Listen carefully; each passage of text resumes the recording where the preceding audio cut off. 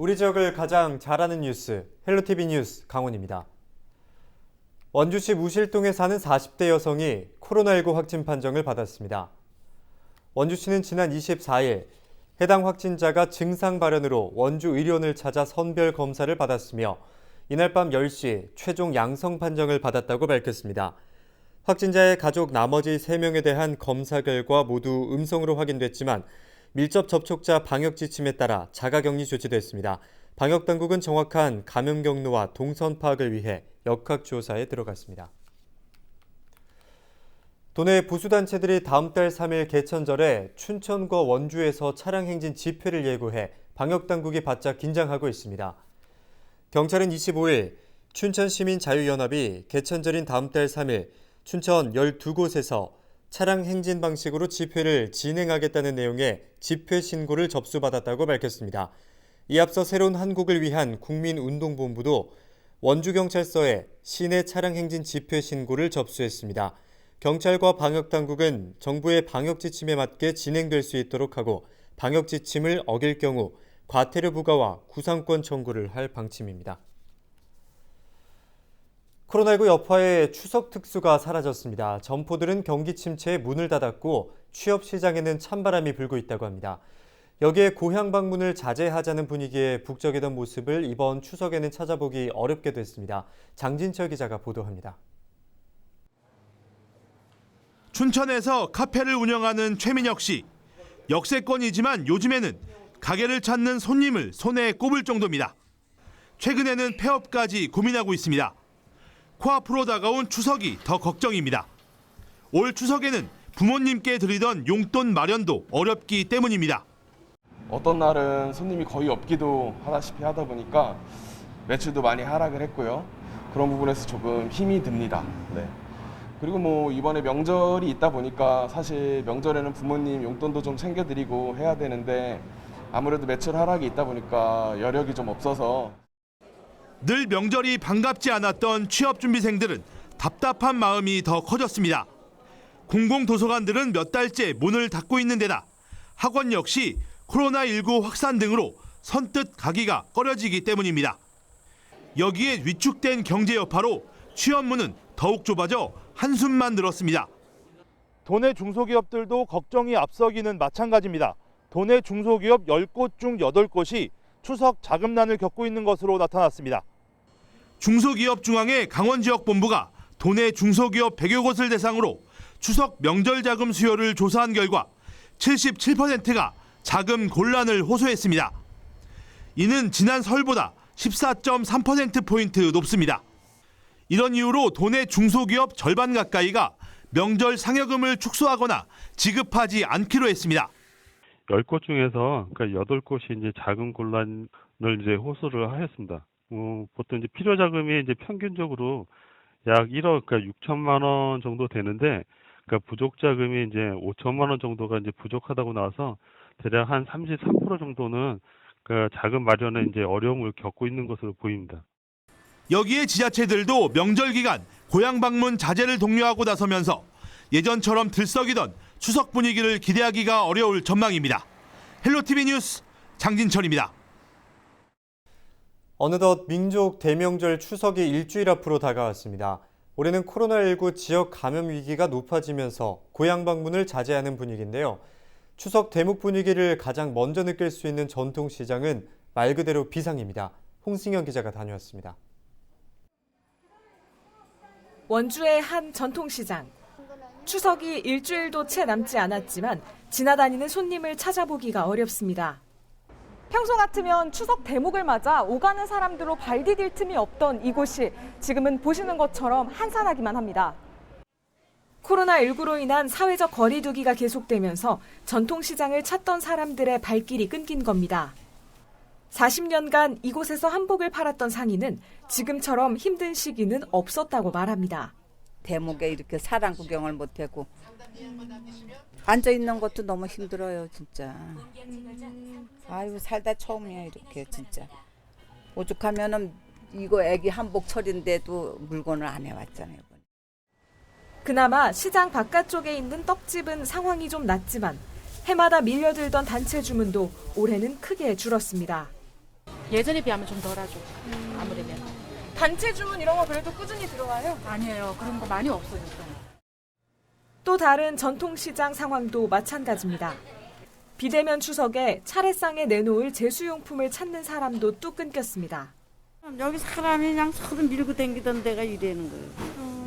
올해 또 코로나 때문에 네. 매출 차이도 많이 나세요? 네, 많이 나지. 집세도 못 대들 정도요. 가게세도. 이 같은 현상은 도내 대부분 전통시장이 비슷합니다. 소상공인 시장진흥공단이 매달 발표하는 강원 지역 전통시장 체감 경기지수 BSI는 지난 6월 91.4포인트에서 7월 54.3, 8월 38.6포인트로 빠르게 하락하고 있습니다. 안 그래도 코로나19로 전통시장 경기가 안 좋아지는 마당에 추석 대목까지 비껴가면서 말 그대로 한숨만 나오는 상황입니다.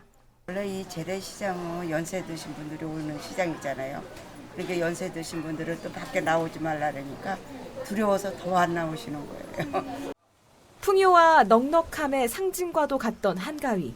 유례 없이 긴 감염병이 추석 대목을 가로막으면서 전통시장 상인들의 시름이 깊어지고 있습니다. 헬로티비 뉴스 홍승현입니다.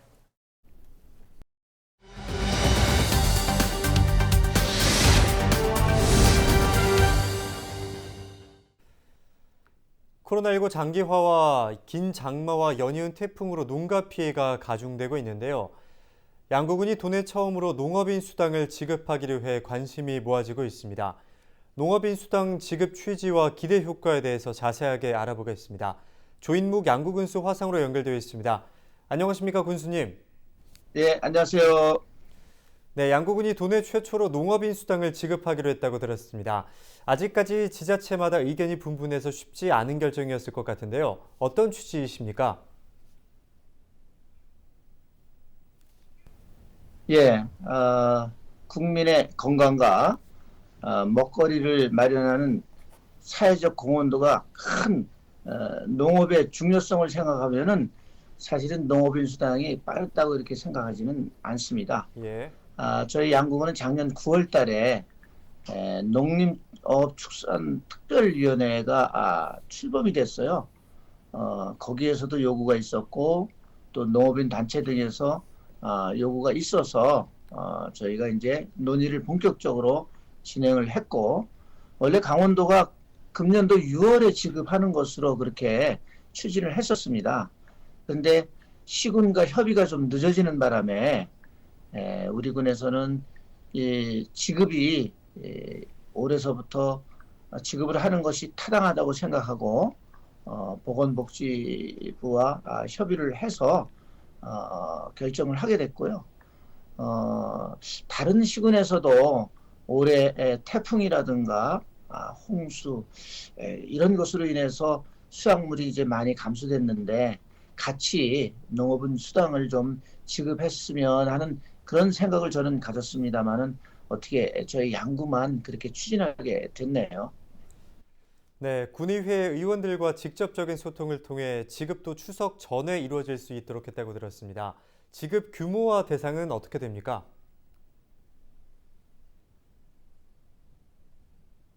예. 의회 간담회 때 제가 직접 가서 좀 취지를 설명드리고 요즘의 상황을 좀 말씀드렸더니 의회에서도 지급을 빨리 하는 것이 좋겠다. 그렇게 의결을 해 주어서 저희가 한 3,000명 정도가 해서 10억을 좀 예상을 했습니다. 근데 현재까지 한 2,200명 정도, 한 7억 5천만 원 정도가 이제 지급이 됐고요. 미처 신청을 못한 분들이 있어요. 그래서 그분들은 다시 추가로 좀 지급할 예정으로 있습니다.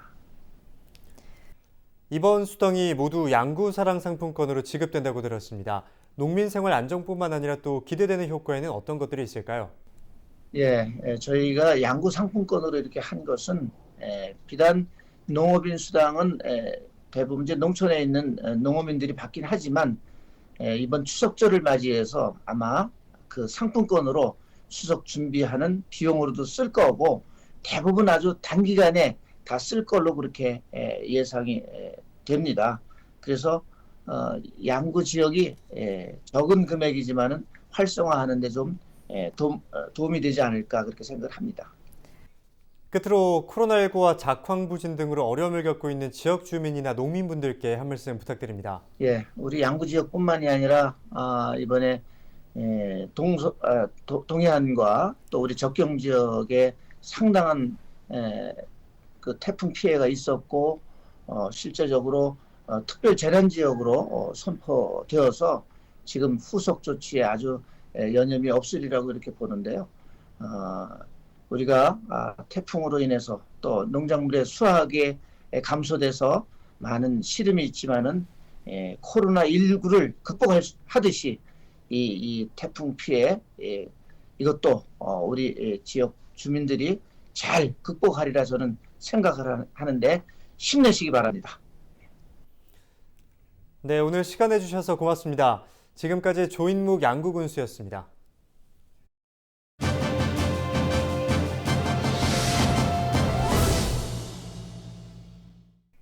횡성군이 지난 7월 조직 개편을 통해 외로움 정책 전담 부서를 신설을 해 운영하고 있습니다.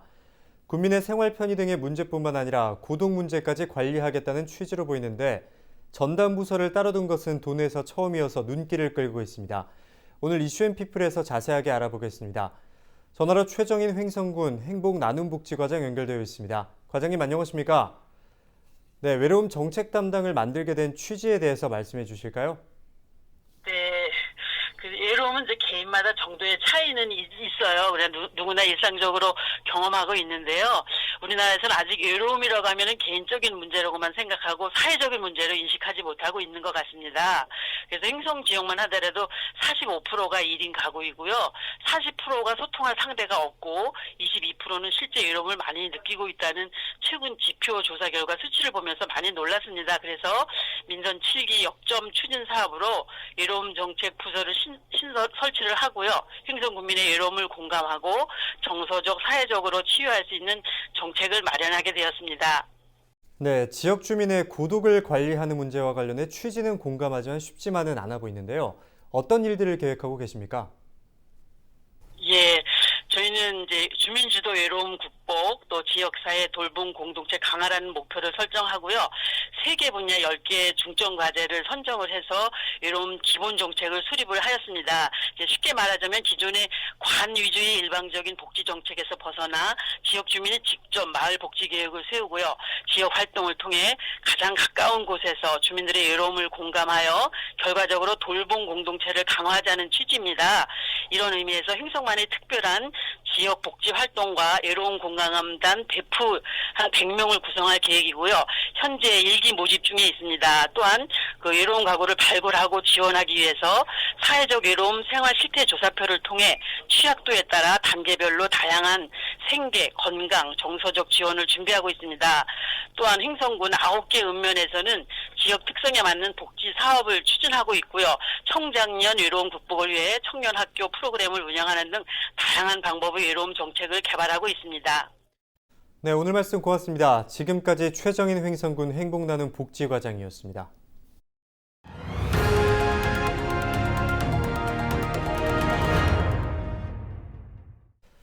강원도와 춘천시 간 레고랜드 테마파크 첫 협업 사업인 선사 유적지 조성에 춘천시가 참여하지 않기로 하면서 주변 경관 사업 등 후속 사업 추진에 관심이 모아지고 있습니다. 춘천시는 최근 강원도의 선사 유적지 조성에 참여하지 않는다고 공식 통보했다고 밝혔습니다. 춘천시는 선사 유적지 조성에 긍정적인 검토를 해왔지만 최근 유적지 발굴 허가를 강원도와 중도개발공사만 받고 춘천시는 빠지면서 사업에 참여할 명분이 없다는 입장입니다. 이에 강원도는 중도개발공사와 국립박물관 형태로 추진하는 방향을 검토하고 있다고 설명했습니다.